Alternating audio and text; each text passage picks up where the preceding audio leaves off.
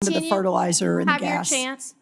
Secretary Hegseth. There's no reason to be rude. You are asking for unlimited money for bombs when people can't feed their families. And I don't know how this administration intends to defend those decisions to the American people. Not unlimited bombs, Senator. I'm asking for the right bombs at the right time to ensure we can deter our adversaries into the future. And that's why this is a generational investment. And it was the previous administration that didn't fund this department. The reason why they are so upset with you and this administration is Kirsten Gillibrand confronted Pete Hegseth with a simple question he never directly answered. If Iran's nuclear and missile programs were obliterated, why is the administration still asking Congress for billions more to fight the same threat?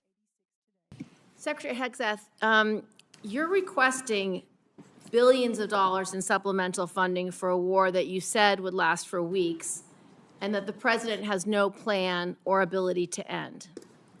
At the same time, this still unauthorized and extremely unpopular war has caused gas, diesel, fertilizer, and other essentials that New Yorkers and our farmers need across the country, and has become much more expensive.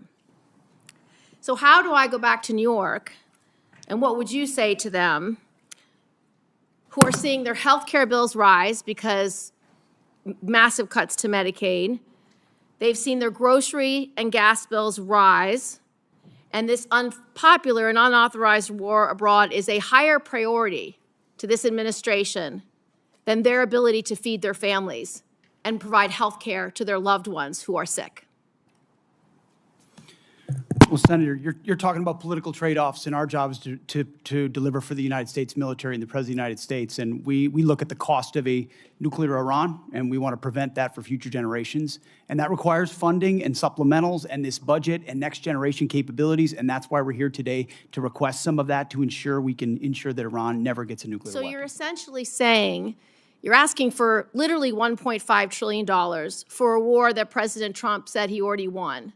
You're asking for $1.5 trillion, unlimited money for bombs, but insufficient money for the American people, for their health care, their food, their housing, and our farmers, Secretary Rollins, who we have cut SNAP program. We are not funding the losses from emergencies that have happened in blue states, particularly when we had frost. That's not true. False, you're not funding it. But back to you, Secretary Hegseth. And I would like to respond to the fertilizer and the gas. Have your chance.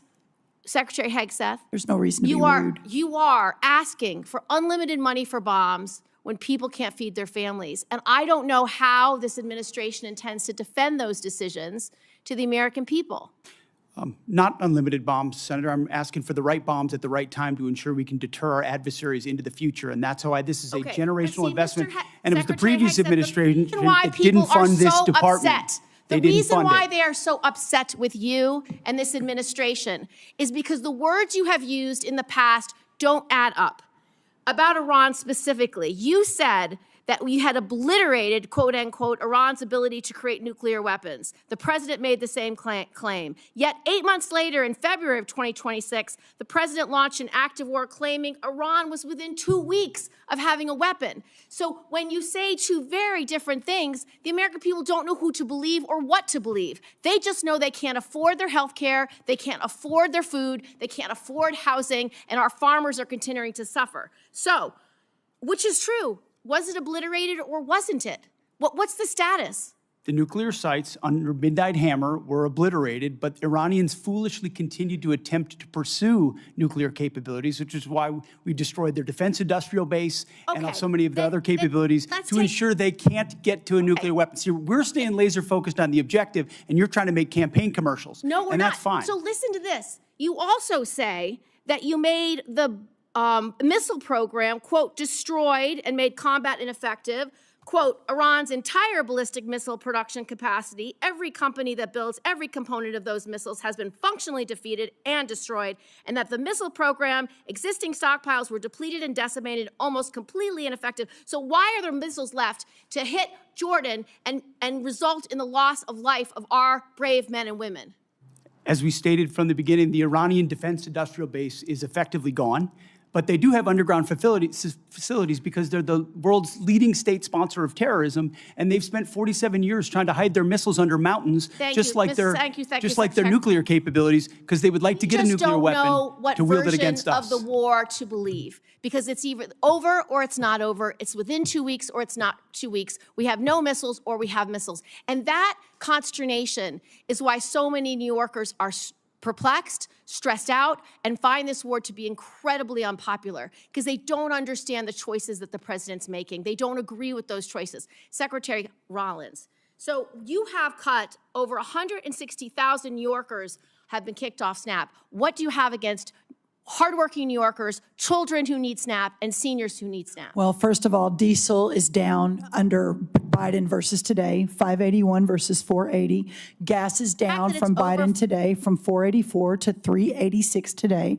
Fertilizer is down 56% from Biden highs. Prices so this are narrative higher than that when you took using, office. Well, all of those prices are higher than when you took office. So you are not that making is life not better true. for That New York is not farmers. true, Senator. And let me tell you what New York is stressed out about is the fact that your state is taking prime farmland and turning it into solar farms. That is absolutely inexcusable.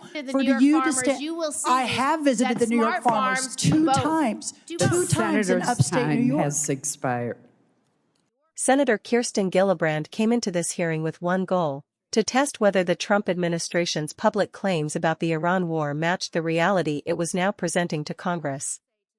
Her argument was straightforward. If President Trump and Defense Secretary Pete Hegseth repeatedly declared victory months ago, why are they now asking lawmakers to approve billions more for a conflict they said had already achieved every objective?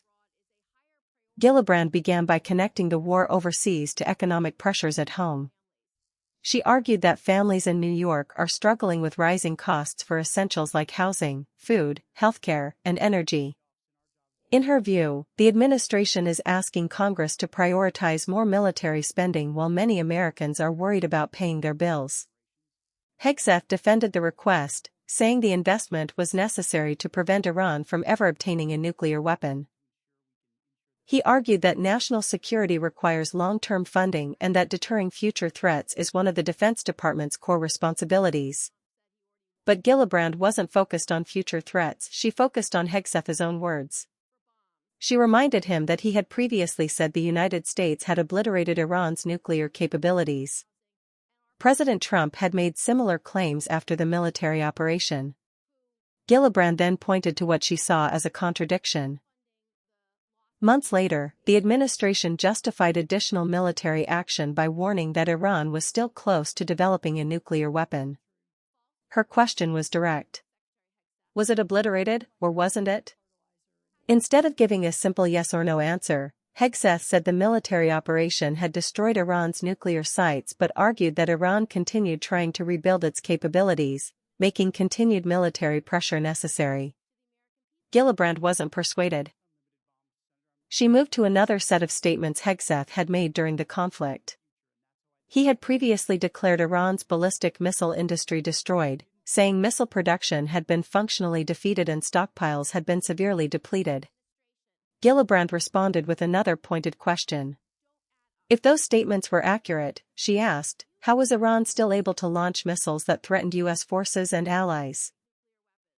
Hegseth answered that the operation had crippled Iran's defense industrial base but explained that Iran still possessed hidden underground missile facilities built over decades. His argument was that severely weakening an adversary is not the same as eliminating every remaining weapon. For Gillibrand, however, the issue wasn't just military strategy, it was credibility.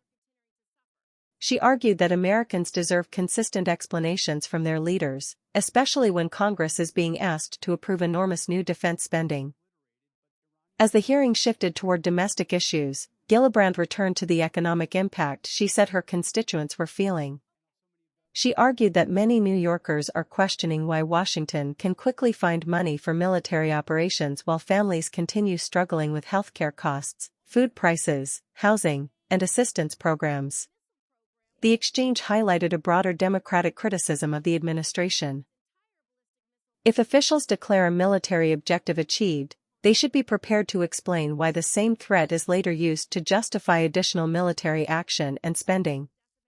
Supporters of the administration, on the other hand, argue that damaging an adversary's military capabilities does not eliminate the need for continued deterrence, especially if that adversary attempts to rebuild. In the end, Gillibrand kept bringing the hearing back to the same question that framed the entire exchange. If the mission was already a complete success, why is Congress now being told the threat still demands another massive investment?